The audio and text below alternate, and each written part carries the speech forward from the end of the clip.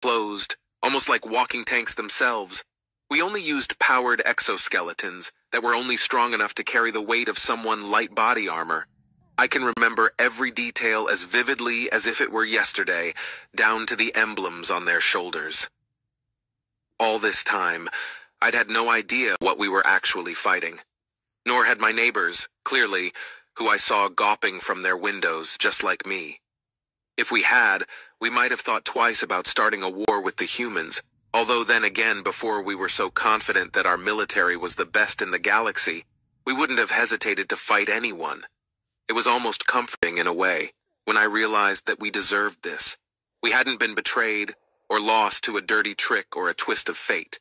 We had simply been profoundly, overwhelmingly arrogant, overconfident in our own abilities, and totally ignorant of our enemies, a disastrous combination that inevitably led us to this fate. Almost like one of the ancient parables. If I was about to die, then at least I could do so knowing there was still some sense to the universe. I was lost in my own thoughts for a while, watching the serried ranks of the occupying army march past in perfect synchronization, almost hypnotic. Apparently, I wasn't the only one. One of my neighbors must have been so preoccupied staring at the parade of alien soldiers that they weren't paying to their offspring. Because to my horror, I saw a child, a very young infant still given to randomness, wander out from the atrium of a building opposite, right into the path of the armored infantry. I have the clearest, most vivid memory of seeing her white dress catching the breeze as she came out of the lee of the building. I expected to see her get shot down as she approached the column, or at the very least, crushed beneath the heavy metal boots of the marching infantry. Instead, one of the soldiers broke off from the column and picked the child up. You wouldn't believe anything that big and that powerful could be so delicate, but the child didn't even cry out as she was whisked off the ground and carried back under the building's portico. The armored soldier set her down on one of the benches, then got something out of a pouch and gave it to her. With his back to me, I couldn't see what it was, but a moment later he was jogging back to retake his place in the column, heavy suit thundering on the paving so loud I could hear it with the window closed, and the child was watching him go, curious but not afraid. Then she started eating from the small packet he'd given her. It was food. The human had given her food. A moment later, someone darted out from the atrium and snatched the child back inside. And the humans continued marching, utterly unconcerned with us. That was my first inkling that this might not be the summit of our worst fears. Before the landing, I'd been debating with myself whether it would be better to be executed in the first wave of purges, or live to see the oppression that followed. The lack of executions at the surrender ceremony had been a positive sign that the humans weren't planning on an outright genocide, but surely the enforcement of the occupation would be as harsh as it had been in the outer colonies. But the way one soldier treated one little girl, well, you couldn't always understand the motives of aliens, but at the very least, maybe it was worth living long enough to see how things turned out. Maybe, having seen just how much they outclassed our forces, it was time to start questioning what our government had told us. Maybe the information which had supposedly been reported from the occupied colonies wasn't reliable after all. As the sun set on Surrender Day, the day everything was supposed to end, I had only one thought going round and round in my head. Maybe we'd been wrong about the humans. The occupation forces took control of all the government buildings in my city and set up checkpoints on major traffic routes. I still had a job, as far as I knew, and as a very minor government functionary, I would have to report to the local occupation overseers.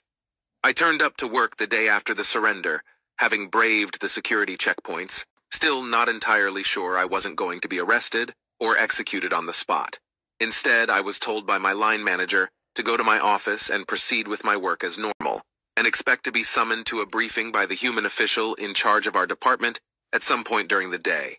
Those were the most intense 5 hours of accounting and payroll I had ever done in my life. Shortly after midday, we were told to go to a meeting room on the 4th floor. I passed several human soldiers on my way, in their less bulky light body armor. My hearts were racing, trying to determine if any of them looked like they were there to participate in a firing squad. Along with around 24 of my colleagues, I took a seat in the meeting room and waited. After a few minutes, a human came in. He introduced himself as Doug. It took me a while to work out whether this was a title or a name. Either way, it was unpronounceable. He explained that he was now responsible for supervising all the clerical departments in our city's local government, and then launched into an explanation of the new formatting guidelines that we would be implementing to bring our work into line with the occupation government's standardization. It was long, and it included many graphs and diagrams. He did say that we should file any documents with political implications in triplicate, one for our own records, one for the local censors, and one for the planetary government. But he didn't expect accounting and personnel to see many of those. And for the time being, staffing levels would remain as they had been before, although that would be reviewed on a quarterly basis. He finished by saying that he was looking forward to having a productive working relationship with us, and that he hoped that together we would be able to rebuild Tyrax back into a prosperous society. There wasn't any mention of governmental purges at all, and he didn't even bring up punishments for failure. I don't know when I started to relax. It wasn't immediate. For a while, there was still a part of me that expected the humans to show their true, brutal nature. But there were no purges, no torture, no forced labor, and as weeks then months passed, I realized there wasn't going to be. There were a few arrests and trials of people who had committed specific crimes against the humans during the war, and when the evidence presented during the trials was broadcast, we couldn't pretend they didn't deserve it. But the general reign of terror failed to materialize. It was surreal just how ordinary everything was. Surrender Day was supposed to be the end, and everything was just still going. I got to know Doug quite well. I was even able to pronounce his name after a couple of months. He was an amiable yet competent person, occasionally given to randomness, but within tolerable limits for an alien. And he showed me more consideration than my Tyraxian managers ever had. As far as I could see, most of the humans in the occupation government were like him, and after a while of working together, I would even say I was friends with some of them. One day I realized what I had already known on some level for a while.